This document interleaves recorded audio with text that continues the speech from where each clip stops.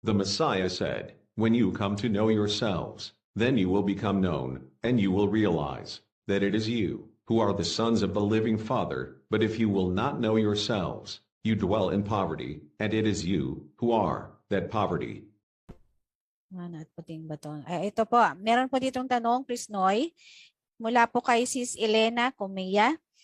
May katanungan ako mga kapatid, ask ko lang po tungkol sa mana at puting bato na may tatak na tunay na pangalan ng Ama. Literal po ba na puting bato ito o may ibang kahulugan ito? Yun po ang tanong niya, Prisnoy. Yada. Yung sinasabi po dyan, opo, ayan po ang King Sige po, Oichi. mahal Salamat na po, hari. mahal na hari. Ay. Salamat po. Saan niya nakuha yung verse? Nabanggit po kasi kanina doon sa ano po. Sandali lang. Pero, hindi, I mean, alam ko ang verse, kaya lang part ng question ko is para ma-realize niya and similar question. Saan yung natagpuan ito? Saan ba matatagpuan itong puting bato na sinasabi? Anong book? Anong book? Dito po sa, nabanggit po kanina sa Revelation po, mahal na hari. Okay. Okay. Nasa Book of Revelation. Ibig sabihin, hindi yan literal. Ngayon, may narinig kasi ako, kaya tinatanong ko kasi may namimigay daw ng puting bato doon, somewhere doon, sa dulo ng ano natin. Kasi may bato daw, si Amang Tinig na ibinibigay sa kanya. Eh, sabi ko, di lunukin niya yung bato na yan. Kasi po yan ay hindi literal. That is symbolic kasi nasa Book of Revelation. So that is a prophecy. That is more of symbolic, not literal. So wag po kayo magpapagawa dyan ng mga bato-bato at ibibigay ninyo. Hindi po yun. Hindi po yung ganun. Ang ibig po sabihin ng bato dyan is reputation. Reputation. Bagong pagkakakilanlan sa inyo. Your new reputation. Tapos, ang makakaalam lang yan ay kung sino yung bibigyan. Yung nakakaalam lang. And a new reputation will be given, a white stone. Oh. Na ang nakakaalam lang ay kung sino ang binigyan. Yan. Kung kanino i-designate. O, halimbawa, isang kawa natin. O, ikaw ang maging Joshua. Diba mga Joshua, sila lang nakakaalam kung sino talaga sila. Kahit ako, hindi ko alam kung sino ang mga Joshua. Maliban sa iba dyan na talagang nag-divulge na sa akin kasi I need to know. Yung mga files nila is nasa folder ko. Pero hindi ko binubuksan yon dahil may tipanan dyan. Na hindi yan bubuksan yung identity kung hindi kinakailangan. So I myself, pina-follow ko yan. Mula nang naput up ang Joshua, hanggang ngayon, hindi ko pinakikialaman kung sino ang mga totoong yan. That is how we keep secrets. So, ang mahirap lang kasi merong mga dyan na medyo atribido at atribida noon na mga nagmamagaling. Pilit nilang gustong alamin ang mga bagay-bagay na ewan ko, pinakikialaman. Pero sa akin, ang hindi ko dapat pakialaman, hindi ko pinakikialaman because I respect what is written. Yan lang mga kapatid.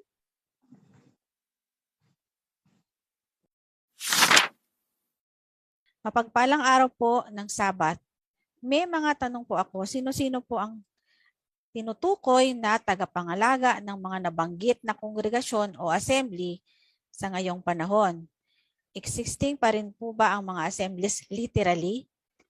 Kung ang Ophir ay isa na tinutukoy na Philadelphia Assembly, may tinutukoy rin po bang tagapangalaga nito? Ano po yung mga basihan na nakita sa Ophir kaya naging Philadelphia Assembly? Matutukoy na rin po ba ang ibang assembly sa ayun? Ito na po yung kanasagot na po ito kanina. Prisnoy? Okay. Ako na. Sige po. Salamat Mahal po. na hari. Salamat po. Bigyan ko ng linaw ito. Ganito lang po yun. Yung tanong na kung nag-i-exist pa ba? Actually, mag-i-exist pa lang. Naintindihan niyo yung sinasabi ko? Hindi, nag-i-exist pa ba? Ibig sabihin, nag-exist noon, wala na ngayon. Hindi, wala noon, mag-i-exist pa lang ngayon. Kasi Book of Revelation po yan. Ibig sabihin, mangyayari yan sa huling araw na magkakaroon ng 7 grupo worldwide. Yun ang mga kongregasyon. So ibig sabihin, mabubuo pa lang yan. Kaya hindi pa natin alam kung saan yan, sino-sino sila as of this time. So ang gagawin lang ng Philadelphia Assembly ay ilabas ang kaalaman. At mula doon sa kaalaman, di ba, kagaya nung inilabas ko yung kaalaman, di ba, nabuo tayo. O ganun din sa lugar nila, pag nakarating sa kanilang kaalaman, kusang mabubuo yan. And we will know who they are pag naandyan na sila. As of this time, hindi pa natin alam yan. But one thing is sure, they will be coming from the Shemites. I'm not talking about the location, yung lokasyon. I'm talking about who they are. Kasi sa atin, pag sinabi natin Shemites, ang iniisip ka agad natin yung lupa. Hindi po yung lupa. Paano pala kung nakarating ka sa ibang lugar, hindi ka na Shemite. O di ba? So kahit nakarating ka ng Amerika, nakarating kayo ng Europe, kasi doon na kayo, nag-migrate na kayo, still you are a Shemite. So pwedeng sa inyo manggaling yung isang kongregasyon. At hindi po yan maliliit na kongregasyon. Malalaking kongregasyon yan. Malalaking populasyon yan. So makikita kaagad natin yan. Malalaman natin. Depende sa karakteristik nila. So ngayon, may gusto lang akong i-clarify. Kanina medyo na-slip off doon si Priest Nonoy. Yung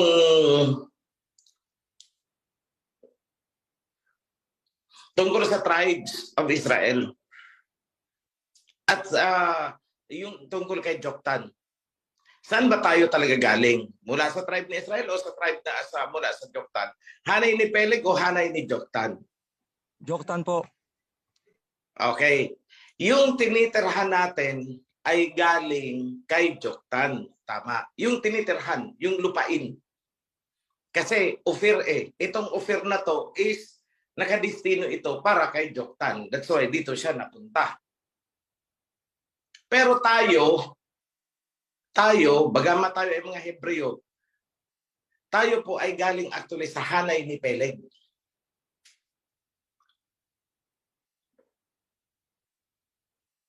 Tayo ay galing sa hanay ni Peleg na napadpad sa lupain ng Ophir ni Joktan.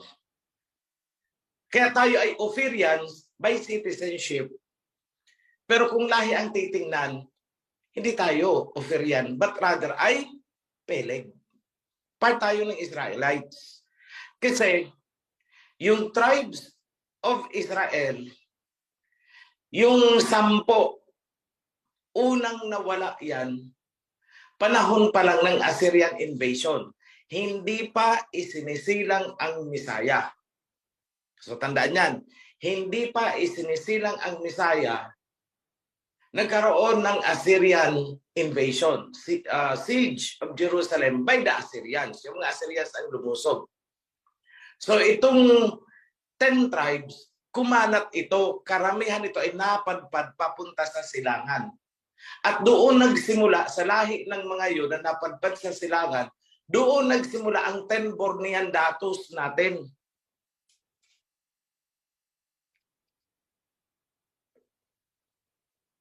O na-relate na ninyo?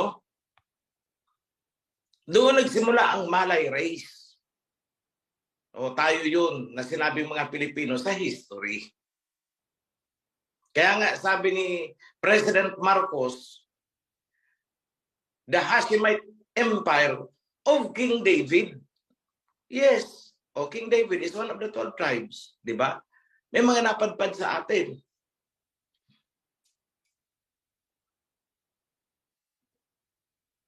Because King David, pinagharian niya ang 12 tribes. Nagkaroon ng Assyrian siege. Yung 10 napadpad dito sa atin. Sino ang naiwan sa Jerusalem? Isang tribe lang, tribe of Judah. Ngayon, di 11 pa lang. Paano yung isang tribe?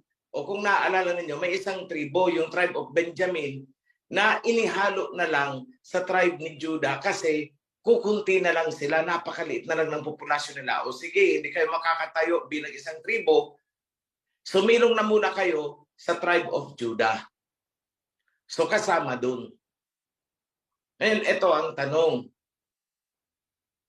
Hanggang kailan naroroon sa Jerusalem ang tribe of Judah?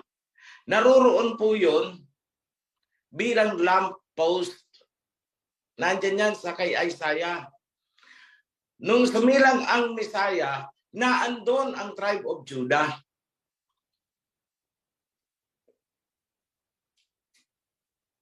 Okay? Ngayon, kailan nawala sa Jerusalem ang huling tribo ng Israelite? Noong nagkaroon naman ng siege of Jerusalem by the Romans. So yung mga Romano na ang nagpagpag ng tuluyan sa huling tribo na naiiwan sa Jerusalem. O saan sila napadpad? Dito sila ngayon sa Africa. O yun lang ang ikaklaro ko doon. Yung isang tribo ni Judah napadpad ng Africa. Mula sa Africa, dinukot sila at ibinentang mga alipin para matupad ang nasusulat sa Deuteronomy. Okay. Saan sila nakarating? Europe at kalat na sa iba-ibang mga colony ng Europe. Kaya may mga blacks, kahit saan ka pumunta may mga blacks, tribe of Judah yan. So, ang concentration nasa Africa, may mga naiwan sa Africa, yung iba nasa Amerika, may nasa Brazil, may nasa kung saan-saan, may mga plantation ang mga serpents. Ginawa silang mga laborer. So yan po ang istorya doon. So tayo actually ay mga Israelites. Ang hindi lang natin matukoy, saan tribe tayo ng Israel nang galing. So ngayon, ito. Ang tribe of Manasseh ay kamukhang-kamukha natin. Hindi nawala ang kanilang kultura kasi noong sila inapadpad dyan, somewhere between ng India at saka China, nandun sila sa pinaka-remote, doon sila nagkandong. Na-maintain nila ang kanilang kultura at nakikita sila ngayon. O, sa ano sabi nila? Beni Manasseh. Galing daw sila kay Manasseh. Kamukhang-kamukha natin. Sino pala tayo? Tayo ang Ephraim.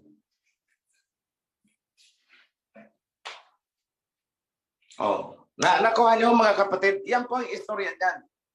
So tayo ay Israelite na naging Ophirians by citizenship.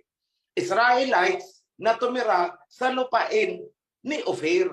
Yan, kaya naging Ophirian tayo.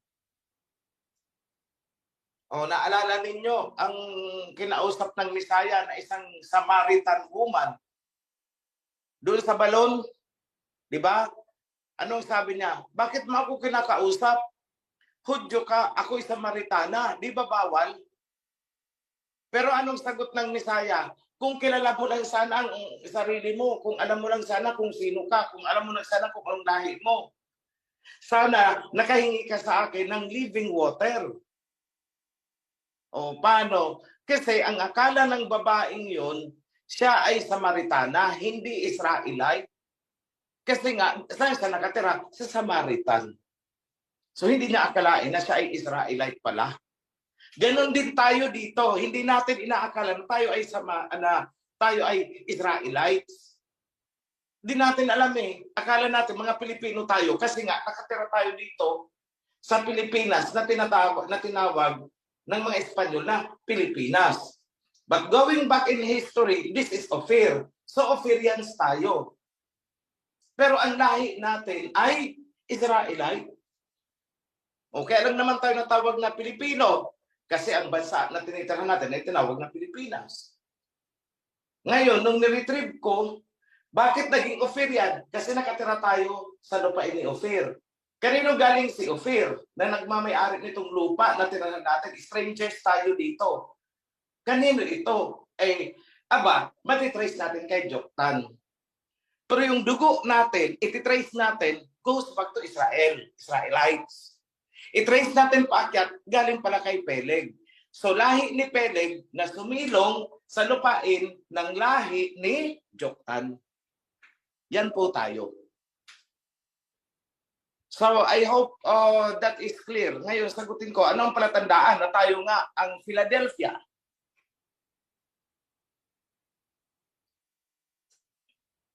Anong sabi doon? Ang sabi ay, bagamat kunti ang iyong lakas. Diba? Bagamat kunti ang iyong lakas. Ngunit, sinunod mo ang aking tipan, covenant. At hindi mo itinanggi ang aking pangalan. Pangalan ng Aba, pangalan ng ating Misaya. Yan ang dalawang kriteria. Wala sa buong mundo.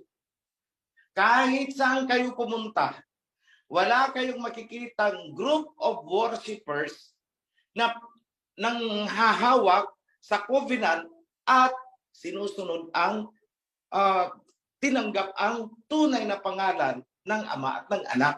Yan po ang palatandaan na tayo ang Philadelphia Assembly. Walang iba.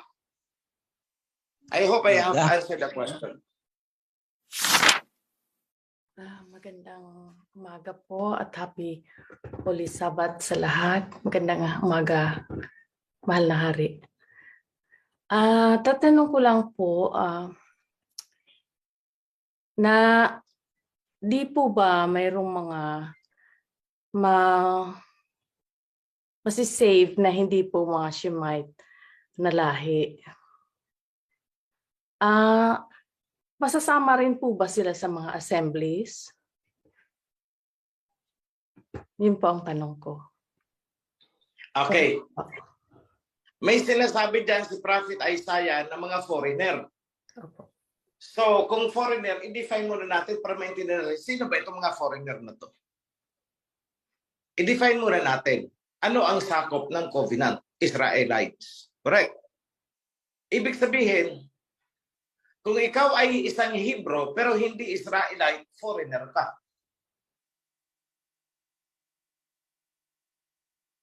O, tingnan niyo ulit ang chart. Magsimula kayo kay Shem. Sino ang mga anak ni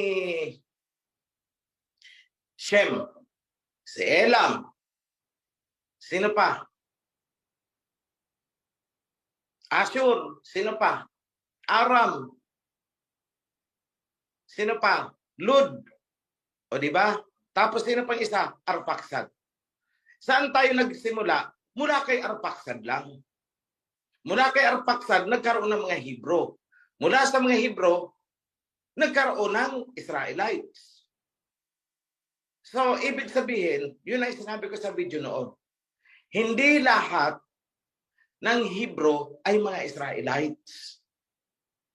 Kasi ang Israelites na matatawag, yung descendants lang ni Jacob. Diba? E paano yung ibang mga Hebrew na hindi naman nagsimula kay Jacob?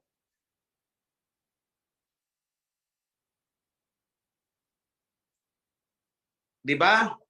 Paano yung mga ibang Shemites na hindi naman nagsisimula ng galing kay Arpaksad? Yung lahi ni Lod, hindi yan mga Hebrew.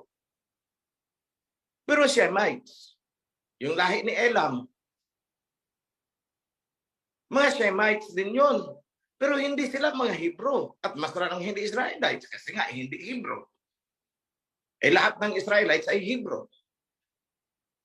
Ang lahi ni Aram, Shemites din.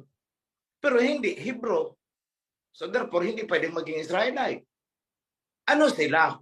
Mga foreigner sila insofar as the covenant is concerned na ibinigay sa mga Israelites ni Jacob.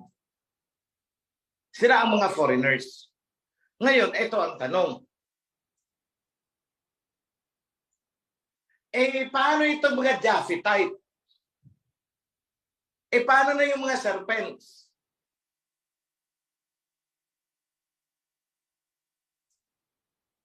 Alam ninyo, sinagot yan ni Peter. If I recall it right, 2 Peter, somebody help me out there. 2 Peter na sinasabi, merong kay Peter at saka kay Jude. If I recall it right, Peter, 2 Peter at saka Jude, may sinasabi doon na merong mga pumuslit at sumama sa inyo. Pero sila'y hindi akin. You see? So ibig sabihin, maraming mga sumama pa sa atin ngayon sa covenant na hindi naman talaga sa Kanya. Tapos ang sabi, yan ay mawawala din sa inyo. Ibig sabihin, matatagpas. Okay. Ngayon, may sinusulat pa dyan. Kasi tinanong siya ng mga disciples, paano yung mga pumasok na sa amin at umalis? Ang sabi ng Messiah ay, oo, sumama sila sa inyo. Pero kaya sila umalis sapagkat hindi naman talaga sila nabibilong sa inyo. You see? O parang alam na alam ng Messiah.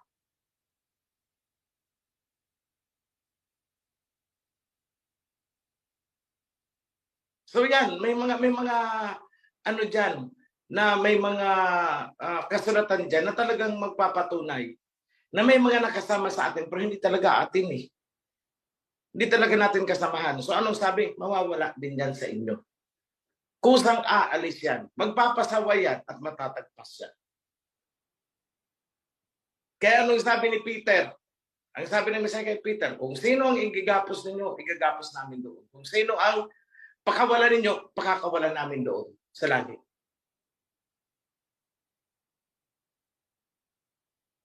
So parang very clear. Ngayon, sino yung mga mapapabilang doon sa talagang siguro talaga hindi atin at hindi talaga dapat maging atin?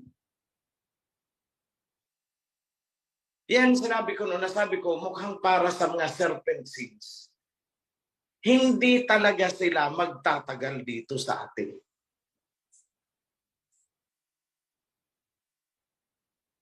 Ang dami. Actually, kung ipi-play back ko ang mga videos, sila pa itong mga iyak ng iyak sa akin. Sila ba talaga? Sila ba grabe yung iyak nila? Pero later on, nagko-cool off. Hanggang sa sila ay nawala.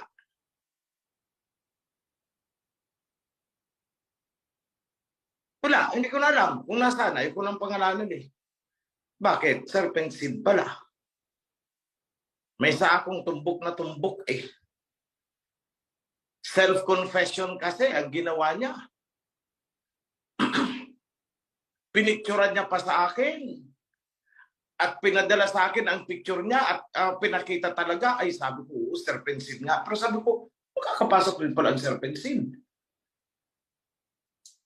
Yung mata niya pang serpent talaga. Pero what happened? Nawala.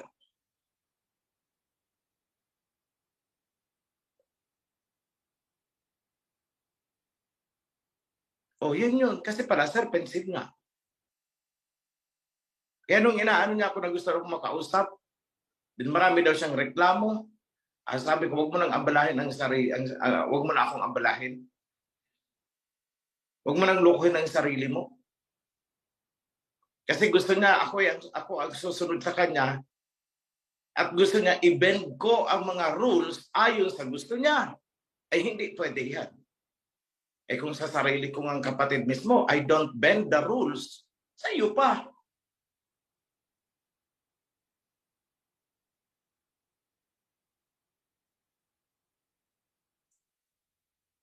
So yan po ang I hope malinaw sa inyo na meron talagang sasama sa atin pero hindi para talaga natin kasamahan at sila ay talagang maliligwak yan. Dahil pagdating ng mga circumstances, lulutang ang kung anong kalooban nila.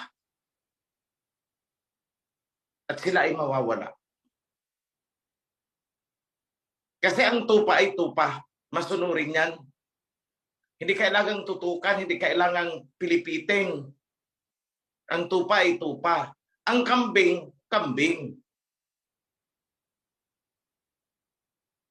Kahit anong gawin mo sa kambing, kambing yan eh. Ano magagawa natin dyan? So yan lang mga kapatid. I hope I answered the question clearly. Salamat po, King OHC. So, pwede po mag-follow up. Parang ibig po sabihin kaya niyan, hopeless talaga yung family ko. Kasi I'm married to a Luxembourgish. So, hopeless sila na ano. Although, nakikita ko naman po na yung mga respect nila sa ginagawa ko, wala silang contradiction, parang I can say na okay, hindi po sila nagpo-fall doon sa complete requirement siguro or qualities or sa covenant kasi like always na sinasabi nga po ni Chris Nonoy, sila ay mga supot which is I cannot change. Ganun po talaga ang reality. So should Okay. I Let me clarify this. thank you. Ang word na foreigner dyan, ang ibig lang sabihin yan ay non-Israelite. It could be a Hamite, it could be a Japhethite, it could be a Shemite pero hindi Israelite. It could be another Hebrew group na hindi kasama sa Israelites. Lahat sila ay nabibilang sa foreigner. Yan ang definition ng salitang foreigner. Ang alisin ninyo sa inyong isipan na pag sinabing foreigner sa Bible, Japhethite. Hindi ganon. Ang ibig lang sabihin ng salitang foreigner, someone na hindi Israelite. It could be a Japhethite, it could be a Hamite, it could be among the Supots. Kasama sila doon sa foreigners. Kasi tandaan natin ang nasusulat. Great multitude from different nations and different tongues ang maliligtas. Belonging to the great multitude. Silang mga nagsumikap din na linisin ang kanilang sarili. Nagsumikap din na sumunod sa rules. Although they are foreigners. Na ang ibig sabihin ay hindi Israelite. But one thing is sure. Ang isang serpent seed, could it be Japanese kung serpent seed carrier yan? Could it be Briton kung serpent seed carrier yan? Could it be American kung serpent seed carrier yan? Hindi magtatagal sa loob ng covenant kahit pa siya ay sumama. One thing is sure, I'm very sure of that. Bakit? Kasuklam-suklam sa kalooban niya na hindi niya maintindihan kung bakit nasusuklam siya sa nakikita niyang ginagawa natin. Hindi niya makita sa kalooban niya, bakit ba ako nasusukang tumingin dito sa mga ginagawa ng mga taong ito? Kasi nga, serpent seed. Hindi niya lang alam na serpent seed siya. Kaya hindi niya ma-explain sa sarili niya bakit ganun ang nararamdaman niya. Bakit gano'n na lang ang hatred? Di nila alam yon. Ngayon ito. Let me clear this.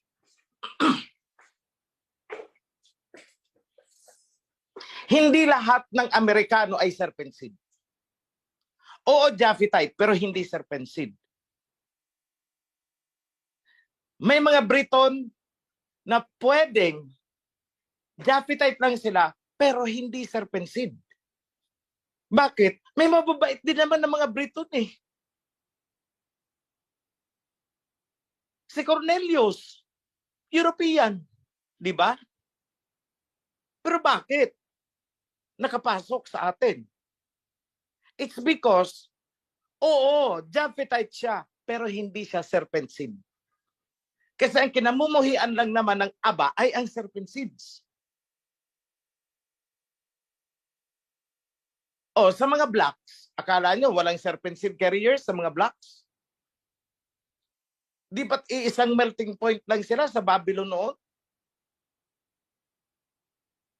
Nagpalit-palitan niya ng ng mga lahi nila. Nagkaroon ng intermarriages yan. Kahit dito sa atin, sa ating bansa, kakulay natin, pwedeng serpent seed yan. Kasi ang pagiging serpent seed ay hindi makikita sa kulay. Hindi po makikita sa kulay ang pagiging serpent seed. At tandaan natin dito sa ating bansa, pumunta dito ang mga Kastila. So marami dito ang nalahian ng serpent seed. Although, sabi natin, mga Pilipino, kakulay din naman natin. Pero may dugong Kastila eh. Sino ba dito sa atin na walang dugong Kastila? So there is the serpent seed. What is important is, yung trait na yan ay hindi nabuhay sa iyo. Dormant, tulog, hindi active. At ang active sa iyo ay ang woman seed. Yun ang importante doon. Hindi yung seed ni Cain. Sa mga blacks, meron din. Tandaan ninyo na ang Babylon noon, 'di ba, pagkatapos ng baha, nandun sina Shem, Ham, Japheth. Magkakasama sila eh. Sino lang ang humiwalay? Shemites. Pero hindi natin masasabi na walang nagpaiwan. Hindi natin masasabi na 100%. At tandaan natin na sa mga Shemites, sa ating mga Ophirians, sumama sa lahi ni Joktan, si Tarsis. Kanino galing si Tarsis? Anak ni Javan. Saan galing si Javan? Eh di galing kay Japheth, di ba? So maganda kung Japhethite lang, pero hindi serpent seed carrier. So yung pamilya mo sis, it could be Japhethite sila, pero hindi serpent seed carrier.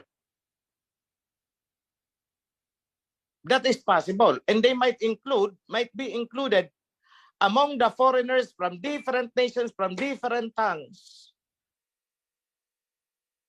Eh yan ay kung tatanggapin nila, buong puso nila, yung covenant. Kung kaya nilang mag-bow down hanggang sa lupa at gagawin nila, eh masasabi ko na hindi ito serpent seed. Kung talaga na dun sincerity, nagtagal hanggang sa tumanda, nandyan, ay hindi ito serpent seed carrier, Japhethite lang talaga. Pero pag serpent seed carrier yan, malabo, baka 2 buwan pa lang, 3 buwan yan, magre-rebelde yan sa dami ng rules na sinusunod natin. O yan yun. Yan yung sagot ko sa'yo, kapatid. They might be foreigners. Ibig sabihin, hindi Israelite na pumasok sa loob ng covenant. Nakipag-covenant din. Possible yun. So, ikaw, ang makakaano niyan? What really they are? Saan sila maninindigan? It's a matter of conviction kasi. Pero sasabihin ko na, kung serpent seed carrier yan, kahit anong gawin mo dyan,